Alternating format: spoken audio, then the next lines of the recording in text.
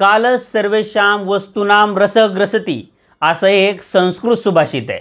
याचा अर्थ काय होतो तर काळ सगळ्या गोष्टींमधला रस काढून घेतो असा या सुभाषिताचा अर्थ आहे। आता मला हे सुभाषित आजच का आठवलं तर मोदींसोबत सध्या हेच होतंय असं दिसतंय। म्हणजे मोदींचा करिश्मा दिवसेंदिवस कमी होतोय असं मला म्हणायचं आहे।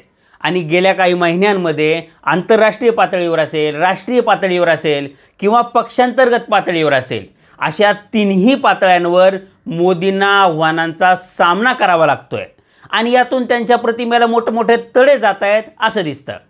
आणि एवढंच नाही तर केंद्रातलं त्यांचं सरकारसुद्धा धोक्यात आलंय असं मला वाटतं।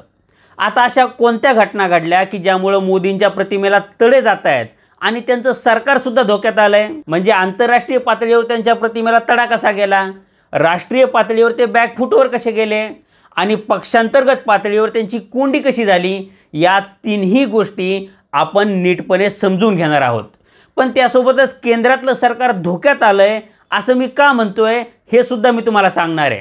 त्यामुळं आजचा व्हिडिओ अतिशय महत्त्वाचा असणार आहे, त्यामुळं तो शेवटपर्यंत पहा। सोबतच मोदींच्या प्रतिमेला तडे गेलेत आणि केंद्रातलं सरकार धोक्यात आलंय असं तुम्हालाही वाटतं का हे मला कमेंट बॉक्समध्ये नक्की सांगा। शिवाय तुम्ही अजूनपर्यंत लॉजिकल सिद्धांत आपल्या यूट्यूब चॅनलला सबस्क्राईब केलं नसेल तर आधी आपल्या चॅनलला तेवढं सबस्क्राईब करा।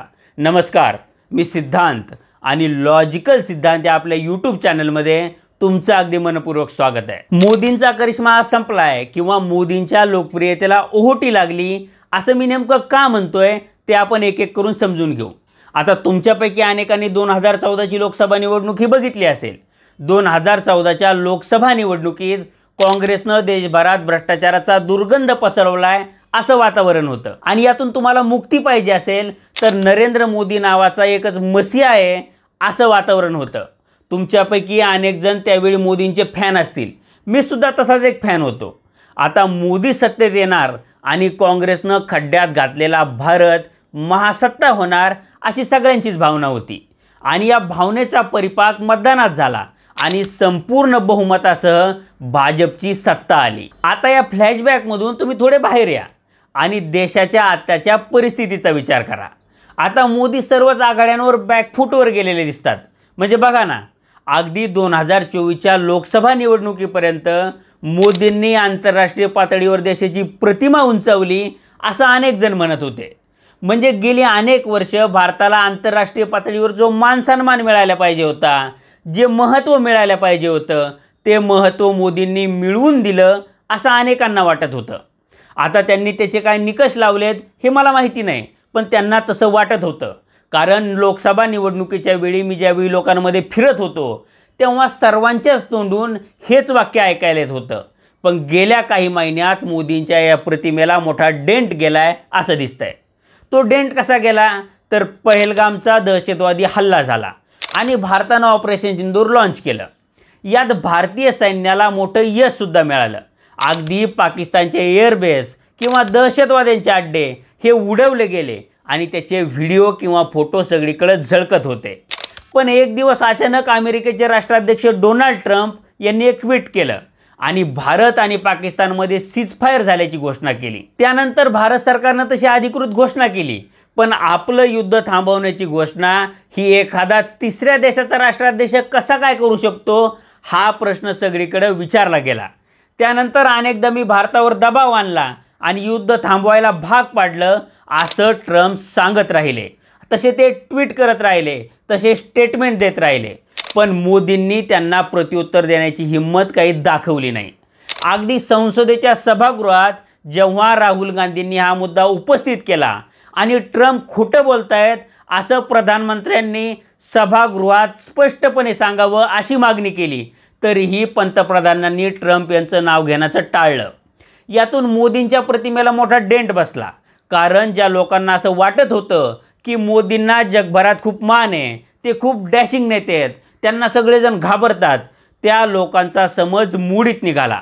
कारण एका तिसऱ्या देशाचा राष्ट्राध्यक्ष आपल्याला धमकी देतो आणि लगेच आपले पंतप्रधान युद्धबंदी करतात आणि युद्धबंदीची घोषणा तो तिसऱ्या देशाचा राष्ट्राध्यक्ष करतो आणि एवढंच नाही तर 29 वेळा ते राष्ट्राध्यक्ष सीजफायर मीच केलं असं सांगत सुटतात। आता या सगळ्या परिस्थितीत मोदींनी प्रत्युत्तर देण्याची गरज होती, पण मोदींनी तशी हिंमत काही दाखवली नाही. यावरून मोदींच्या आंतरराष्ट्रीय प्रतिमेचा जो फुगा बनवला गेला होता, म्हणजे देशभरात तसं जे वातावरण तयार केलं गेलं होतं, त्या फुग्याला टाचणी लागली. त्यानंतर ट्रम्प यांनी भारताच्या अर्थव्यवस्थेला डेड इकॉनॉमी म्हणणं असो किंवा भारतावर 50% टॅरिफ लावणं असो, या सगळ्या गोष्टींमधून मोदी हे आंतरराष्ट्रीय पातळीवर खूप मोठे नेते आहेत, ही प्रतिमा पूर्णपणे नेस्तनाबूत झाली.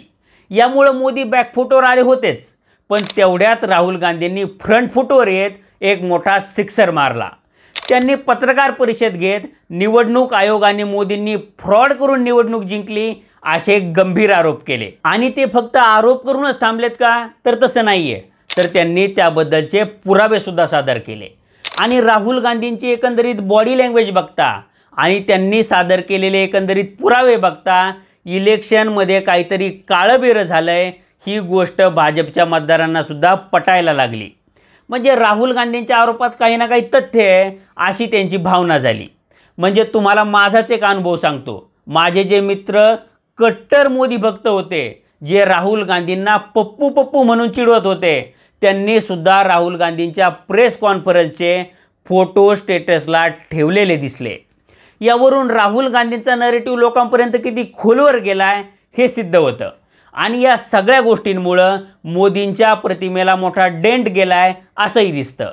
कारण मोदींनी निवडणूक जिंकली नाही, तर त्यांनी निवडणूक आयोगाच्या मदतीनं ते निवडणूक चोरली अशी जनतेची भावना झालेली आहे.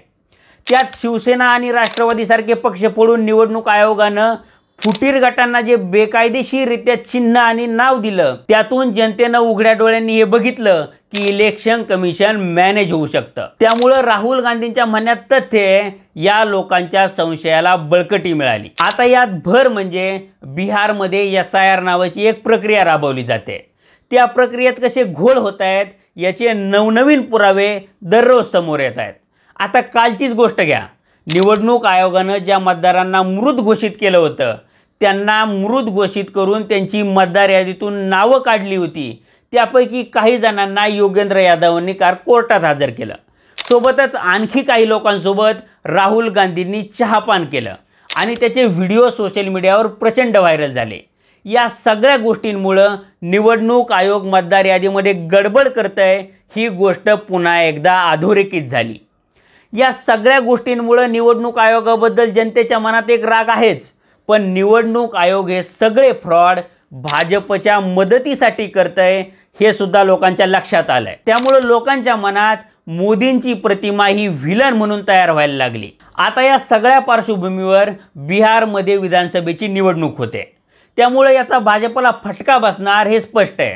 आणि जर बिहारमध्ये भाजपचा पराभव झाला तर नितीश कुमार केंद्रातला पाठिंबा काढून घेऊ शकतात आणि केंद्रातलं सरकार पडू शकतं अशी परिस्थिती आहे. आणि नितीश कुमारांचा इतिहास पाहता त्यांना मुख्यमंत्रीपद जर मिळालं नाही तर ते कोणत्याही क्षणी पलटी मारू शकतात, हे सगळ्या देशाला माहिती आहे. आता आंतरराष्ट्रीय आणि राष्ट्रीय राजकारणात मोदींच्या अडचणी या वाढलेल्या असताना त्यांची पक्षांतर्गत सुद्धा कोंडी होताना दिसते. मोदींची पक्षांतर्गत कोंडी कशी होते, तर गेले 10 वर्ष मोदी म्हणजेच भाजपा आणि भाजप म्हणजेच मोदी असं एक नवं समीकरण तयार झालं होतं. आता या समीकरणात मोदी हे पक्षापेक्षा मोठे झाले होते आणि भाजपची मातृसंघटना असलेल्या राष्ट्रीय स्वयंसेवक संघाला कोणताही व्यक्ती संघटनेपेक्षा मोठा झालेला मान्य नाही आहे.